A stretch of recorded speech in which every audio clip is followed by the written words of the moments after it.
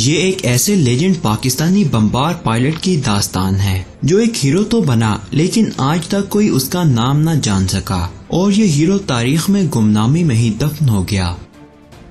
पाक भारत जंग शुरू हुई तो पाकिस्तान के B-57 बमबार तैयारों ने रात के अंधेरे में भारतीय हवाई अड्डों पर हल्ला बोल दिया।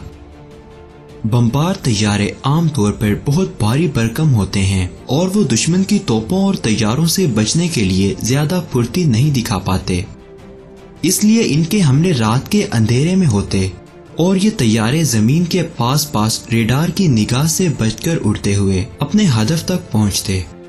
हदफ पर पहुंचकर पायलट यकदम तैयारा ऊपर खींचकर हदफ पर डाइव करते और एक ही हमले में अपने तमाम बम गिराते हुए दुश्मन के होशियार होने से पहले उसकी तोपों की रेंज से बाहर हो जाते। पाकिस्तानी B-57 तैयारे 500 पाउंड के 8 बम लेकर जाते थे और इसी तरीके को फॉलो करते हुए एक ही हमले में 8 बम गिराते हुए आगे निकल जाते थे। लेकिन ऐसे हमले में लाजमी नहीं होता था कि सारे बम ही निशाने पर गिरें। अक्सर ऐसा होता कि 2 बम एक ही टारगेट पर जा गिरते, जिसकी वजह से एक्यूरेसी बहुत कम रहती थी, मगर ये हमला करने का इंतहाई महफूज तरीका था।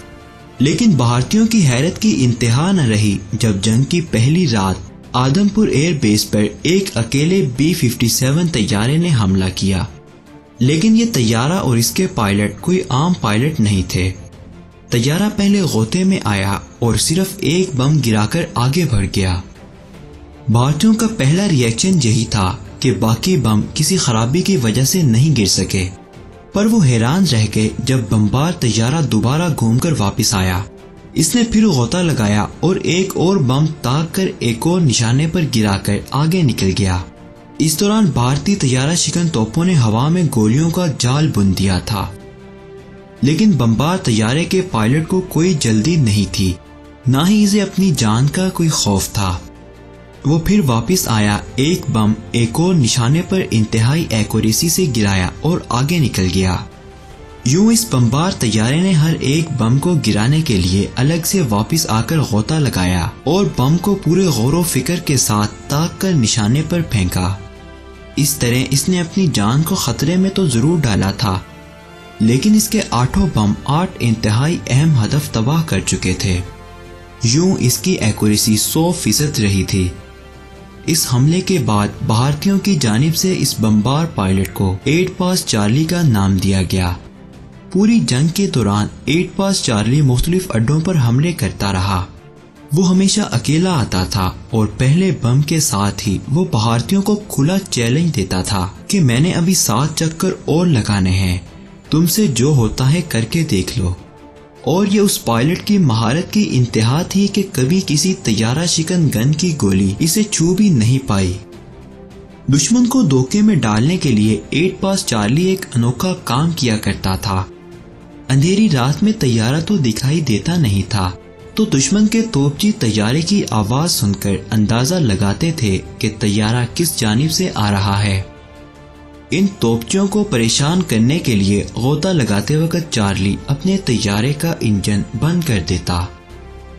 अगरचे इसकी वजह से तैयारे को संभालना बहुत मुश्किल हो जाता, लेकिन भारतीय तोपचियों को तैयारे का पता उस वक्त चलता जब वो बम गिरा चुका होता और इसके बाद वो इंजन ऑन करके पलक झपकते ही उनकी रेंज से बाहर निकल चुका होता था। एक भारतीय पायलट के 8 पास चार्ली के बारे में अल्फाज ये हैं, मैं इस पाकिस्तानी बमबार पायलट के लिए इंतहाई इज्जत के जज्बात रखता हूँ, जिसे हमारी जिंदगियों का सुकून बर्बाद करना इंतहाई पसंद था। 8 पास चार्ली एक लेजेंड था, लेकिन उसकी ये आदत बहुत बुरी थी कि वो चांद निकलने के ठीक 30 मिनट बाद अपने हदफ पर पहुंच जाता, ऐन उस वक्त जब हम अपने पहले जाम खत्म कर रहे होते थे। वो एक ऊंचे तरीन दर्जे का इंतहाई प्रोफेशनल पायलट था। अपने हमले की सिम्मत छुपाने के लिए वो गोता लगाने से पहले इंजन बंद कर देता और जब तक तोपची फायर खोलते वो फटते गोलों की छतरी से नीचे आ चुका होता था और बम गिराने के बाद वो इंजन को फुल पावर पर करके गोलियों की रेंज से बाहर निकल जाता। लेकिन अपने दुश्मनों की जानिब से 8 पास चार्ली का नाम पाने वाला ये पायलट कभी मंजरे आम पर नहीं आया। अलबत्ता चंद मुहक्किकीन के ख्याल में ये जांबाज PAF की द बैंडिट्स नामी स्क्वाड्रन नंबर 7 के स्क्वाड्रन लीडर अल्ताफ शेख थे, जबकि दूसरों का अंदाजा है कि ये स्क्वाड्रन लीडर नजीब-ए-खान या फिर विंग कमांडर अलवी और उनके navigator flight lieutenant M Ali Shah थे। हकीकत यह है कि आज कोई नहीं जानता कि ये अजीम पायलट कौन था। हाँ, सबको ये जरूर याद है कि कोई था जिसे दुश्मन का सुकून बर्बाद करने में अजीब सा मजा आता था।